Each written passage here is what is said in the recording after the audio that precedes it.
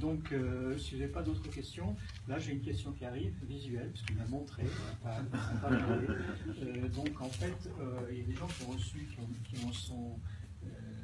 se sont portés candidats à devenir actionnaires de la holding. À partir de là, je vais expliquer pourquoi la holding, comment on est arrivé là.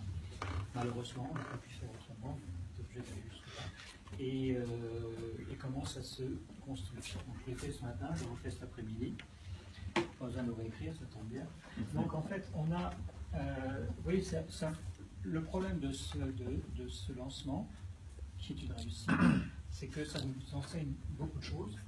Et en fin de compte, on se rend compte qu'il faut qu'on se structure d'une certaine manière pour fonctionner. Donc on est en train de le faire déjà. La première chose, c'est qu'on a d'un côté un outil de production. L'outil de production, c'est les ingénieurs, les techniciens, les marketeurs, qu'il faut déjà eux-mêmes séparer par activité. Donc le laboratoire électronique, le laboratoire, la partie informatique, avec l'intelligence artificielle ou d'autres choses, la partie marketing. En fait, lorsqu'on a un projet, on lève par exemple 500 000 sur un projet, en dehors des bonus et autres, il va falloir que cet argent serve à payer les ingénieurs, les techniciens, les sous-traitants. Donc simplement, à ce moment-là, c'est ces structures-là qui facturent le projet.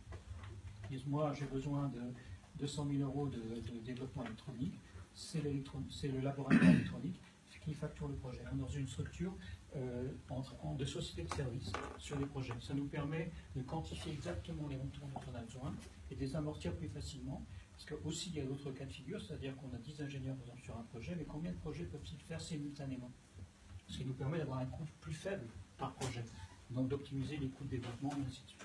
Et idem pour l'informatique, idem pour le marketing, et ainsi de suite. Donc ça, ça va être dupliqué par pays, par différentes zones, parce qu'on a déjà de la demande en Angleterre, en Allemagne, en Australie, aux États-Unis, et ainsi de suite. Ça, c'est la première chose. Ensuite, on a la même chose au niveau de Rift. Alors, Rift, c'est celle qu'on a constituée au départ, qui est tout, et puis elle devient essentiellement une marque, donc du marketing et une marque. C'est celle qu'on va diffuser partout. Donc, pareil, il faut la construire, il faut la développer dans les différentes zones, États-Unis, Amérique du Sud, et ainsi de suite. On a la partie levée de fonds, qui est fondamentale, évidemment. Donc, dans lequel on a Utili, bien sûr, on a le Crowdfunders Club, qui est notre plateforme de crowdfunding, et on va avoir très bientôt la plateforme de levée en capitaux, c'est-à-dire le Crowdfunders Club Equity, qui va être a priori aux États-Unis. On a des gens qui travaillent actuellement sur l'aspect Libo, voir ce qu'il faut faire, et ainsi de suite, pour la mettre en conformité. Et ensuite, on a les projets. Donc, chaque projet, c'est une structure. C'est-à-dire, par exemple, on a quelqu'un qui vient nous voir en disant « j'ai un super projet », et effectivement, c'en est un, on finance, mais on prend 10% de cette structure. Et c'est sa structure. Simplement, nous, on exige en face que le développement soit fait par nos structures, et que la vente soit faite par nous. Et on prend 10%. Et ça, on le valorise dans la holding. Alors, on le valorise, bien sûr, s'il y a des ventes, et on le valorise s'il y a, par exemple, des venture capital qui vont rentrer, ou si on rentre en bourse.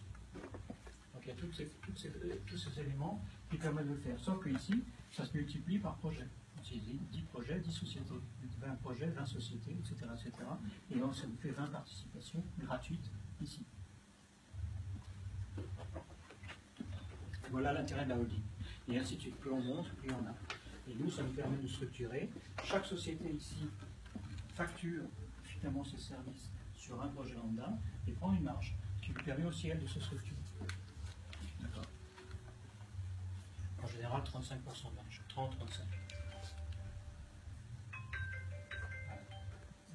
Ce matin, vous avez dit que vous pensiez ouvrir les souscriptions, donc pas la souscription, mais rentrer dans le capital vers le 15 juillet. Oui, alors j'explique. Aujourd'hui, donc on a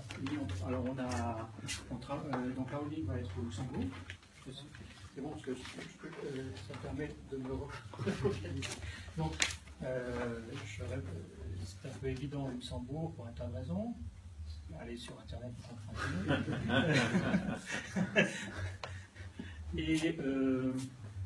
Et donc, cette